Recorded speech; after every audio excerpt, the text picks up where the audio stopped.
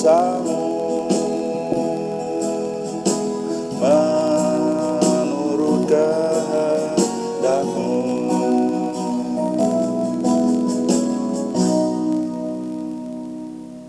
Bapa, kami mengucap syukur untuk malam hari ini. Tuhan memberkati kami dengan doa malam yang kami persembahkan. Urapi semua yang kami kerjakan ketika kami merenungkan firman-Mu, juga ketika kami terus menyembah-Mu dan melayani Tuhan dengan doa. Semuanya menjadikan nama Tuhan dimuliakan dalam hidup kami.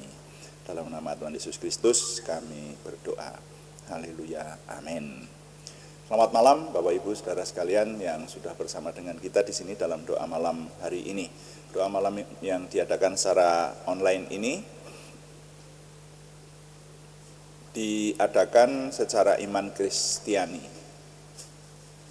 yaitu dengan dasar keyakinan kepada Tuhan Yesus Kristus, Yeshua HaMasyiah, Juru Selamat dunia, Imam Besar Agung kami.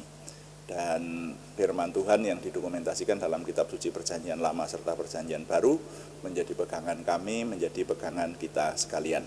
Saudara, doa malam ditujukan untuk menjawab pertanyaan. Karena itu kalau ada pertanyaan dari saudara seiman yang ingin kami menjawabnya, silahkan dikirimkan kepada kami, baik melalui Jabri maupun saluran yang lain. Dan kami akan berusaha menjawabnya menjadi tema-tema dalam doa malam kita. Dan saudara sekalian, doa malam juga seringkali ditujukan untuk membahas hal-hal yang terjadi pada zaman kita, dicermati dari sisi firman Tuhan sehingga hidup kita tidak tersesat atau terseret oleh zaman, tetapi tetap berkenan kepada Tuhan. Nah, kali ini saya masih ingin melanjutkan membahas mengenai Roh Kudus, berkaitan dengan, masih berdekatan dengan peringatan Hari Pentakosta. Judul renungan ini adalah bagaimana bisa berbahasa roh, bagian kelima, saudara. Jadi sebelum ini sudah ada judul yang sama, bagian 1 sampai 4, yang kita sudah membahas beberapa hal di dalamnya. Nah, mari kita baca lebih dahulu 1 Korintus pasal 14, ayat yang 9 sampai 15. 1 Korintus pasal 14 ayat ke-9. Saya baca untuk kita sekalian. Demikianlah juga kamu yang berkata-kata dengan bahasa roh, jika kamu tidak mempergunakan kata-kata yang jelas, bagaimanakah orang dapat mengerti apa yang kamu katakan? Kata-katamu sia-sia saja, kamu ucapkan di udara. Ada banyak, entah berapa banyak macam bahasa di dunia, sekalipun demikian tidak ada satupun di antaranya yang mempunyai bunyi yang tidak berarti. Tetapi jika aku tidak mengetahui arti bahasa itu, aku menjadi orang asing bagi dia yang mempergunakannya dan dia orang asing bagiku. Demikian pula dengan kamu memang berusaha untuk memperoleh karunia-karunia roh. Tetapi lebih daripada itu, hendaklah kamu berusaha mempergunakannya untuk membangun jemaat. Karena itu, siapa yang berkata-kata dengan bahasa roh, ia harus berdoa, supaya kepadanya diberikan juga karunia untuk menafsirkannya. Sebab jika aku berdoa dengan bahasa roh, maka rohkulah yang berdoa, tetapi akal budiku tidak turut berdoa. Jadi, apakah yang harus kubuat? Aku akan berdoa dengan rohku, tetapi aku akan berdoa juga dengan akal budiku.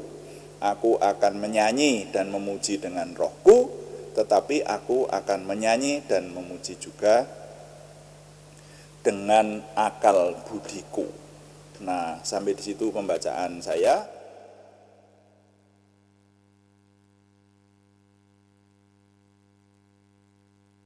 Saudara-saudara sekalian, sekarang untuk bagian ini kami ingin banyak membicarakan tentang penggunaan bahasa roh di muka umum, saudara.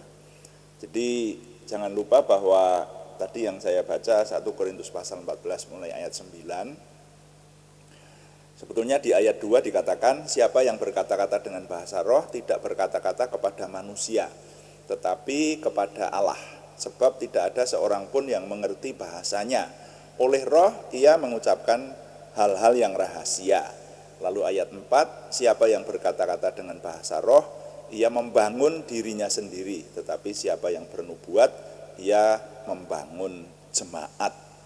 Nah, harap kita ingat bahwa semua karunia roh yang sudah kita pelajari itu menurut firman Tuhan diberikan kepada kita manusia, tujuannya adalah untuk kepentingan bersama dan untuk membangun jemaat. Jadi semua karunia roh itu diberikan untuk kelengkapan pelayanan itu. Ya, saya berkali-kali menyampaikan untuk kelengkapan pelayanan, untuk kepentingan bersama dan untuk membangun jemaat. Jadi kalau orang memperoleh karunia roh itu jangan berpikir yang macam-macam. Maksudnya mempergunakan karunia roh itu untuk apa begitu, kalau untuk kepentingan diri sendiri itu bukan, ya, tapi untuk kepentingan bersama dan untuk membangun jemaat. Nah, khusus untuk bahasa roh, nah ini khusus untuk bahasa roh, nah itu dinyatakan tadi bahwa bahasa roh itu digunakan juga untuk membangun diri sendiri, membangun diri orang yang berkata-kata dalam bahasa roh itu. Ya, sekali lagi harap kita membedakan antara berkata-kata dengan bahasa roh dan dibedakan dengan menyanyi dan memuji dengan roh, dengan bahasa roh. Ya, menyanyi dan memuji dengan roh dikatakan semacam itu. Nah, itu berbeda. Nah, yang sedang kita ingin bicarakan ini adalah berkata-kata dengan bahasa roh, khususnya di muka umum. Di bagian yang kita cermati ini tadi bahwa di sana dikatakan bahasa roh itu untuk membangun diri sendiri. Jadi sebetulnya lebih banyak berkata-kata dalam bahasa roh. Dalam hal ini berdoa dalam bahasa roh atau berkata-kata dalam bahasa roh itu untuk membangun diri sendiri, jadi dilakukan sendiri, saudara, seperti itu. Nah, tapi dijelaskan kalau dilakukan di depan umum boleh, tapi harus ada yang menafsirkannya. Yang menafsirkannya itu bisa sendiri, diri sendiri atau bisa orang lain. Nah, untuk menafsirkan bahasa roh itu diperlukan juga karunia yang lain, yaitu karunia menafsirkan bahasa roh. Jadi menafsirkan bahasa roh tidak bisa ngawur, saudara. Ini semuanya karunia Roh Kudus yang dianugerahkan kepada orang-orang percaya. Nah, jadi untuk kali ini saya ingin menggarisbawahi hal ini. Penggunaan bahasa roh atau berkata-kata dalam bahasa roh di depan umum itu harus ditafsirkan. Kalau tidak ditafsirkan, jangan melakukan itu. Ya, firman Tuhan menjelaskan demikian. Tidak ada kata jangan secara nyata sih, tetapi dinyatakan bahwa kalau berkata-kata dalam bahasa roh di depan umum tapi tidak ada yang menafsirkan, maka kata-katamu itu sia-sia di udara, dikatakan seperti itu. Nah, itu loh, saudara. Jadi mari gunakan berkata-kata dalam bahasa roh atau berdoa dalam bahasa roh itu untuk membangun diri sendiri. Yang terutama kalau dilakukan di depan umum harus ada yang menafsirkannya. Ini dulu untuk kita ingat. Jadi nilai yang dapat saya ketengahkan bunyinya demikian. Kita dapati fungsi bahasa roh adalah berkomunikasi langsung dengan Tuhan guna membangun diri sendiri. Jika di depan umum harus ditafsirkan untuk membangun jemaat. Nah, tepatnya seperti itu ya. Jadi saya ulangi, kita dapati fungsi bahasa roh adalah untuk berkomunikasi langsung dengan Tuhan guna membangun diri sendiri. Jika di depan umum harus ditafsirkan untuk membangun jemaat. Tuhan dipuji, amin. Mari kita melayani Tuhan dengan doa. Dan dalam doa malam sekali lagi kita berdoa sesuai dengan yang Tuhan Yesus contohkan, Tuhan Yesus perintahkan dan juga kita melakukan doa Yabes dengan redaksi yang sudah diperbaharui. Kita berdoa.